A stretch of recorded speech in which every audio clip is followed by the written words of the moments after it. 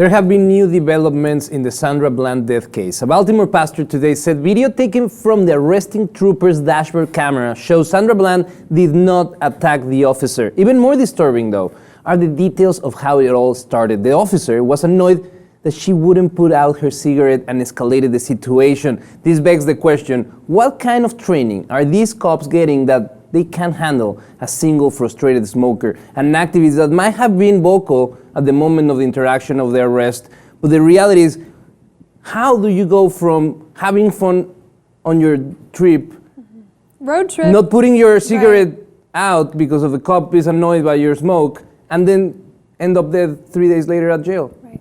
Well, Jose, I think that she was being the activist that she is and refusing to comply with a demand that she had every legal right to smoke. There's no law against smoking, and some would argue that the reality aspect of the situation, perhaps, if she had complied with what was happening, as opposed to being the activist, even though she was clearly in the right, she'd be alive. Yeah, I mean, that's an argument that is being out there, that maybe she should have conformed to the reality. Being an activist, knowing this current situation of the police, she should have played it down. Played it safe. Played it safe, but the reality is that if we get used to the wrong, if we move through life thinking that, well, that's the way things are, then we wouldn't have Rosa Parks standing up for herself and saying, I'm not going to sit in the back of the bus anymore. We wouldn't have civil activists making change. She could not afford to be Rosa Parks. She was found hanging, from a garbage bag. She, the activist in her, the reality of the situation of where she was and those cops, that one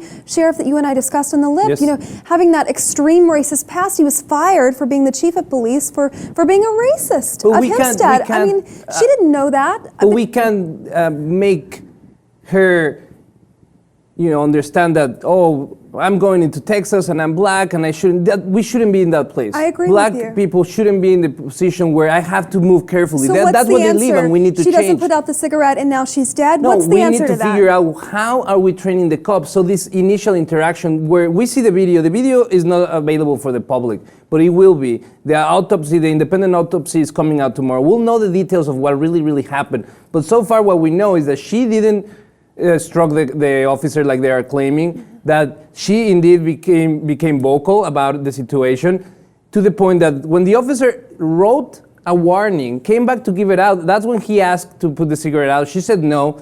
Then he reached for the door, tried to open it up, and then that's the moment when she grabbed a cell phone and started recording him. And I think that's when the situation changed completely, because then he is at the fault, and there's evidence that he's at fault, and then he escalated things. We don't know, we're speculating, we'll see the video, he's gonna come out. Let's hope this pastor holds on to this for dear life, and the more facts come out. I mean, that's the only thing that anybody can hope for at this point, that it continues to unfold. And Jamal Bryant is the pastor that gave this statement. He is a spokesperson for the family of Sandra Bland. He watched this video with the lawyer for the family. They saw this, they are completely sure that there's no wrong on Sandra Bland's part. And if that's the case, we are going to see a lot of vocal activists out there asking why are these murders keep happening? Because it would amount to that. We don't know. We are speculating. Because they can get away with it. I mean, that's the obvious answer here. They're getting away with it. They've been getting away with it for a very long time. This isn't anything new. And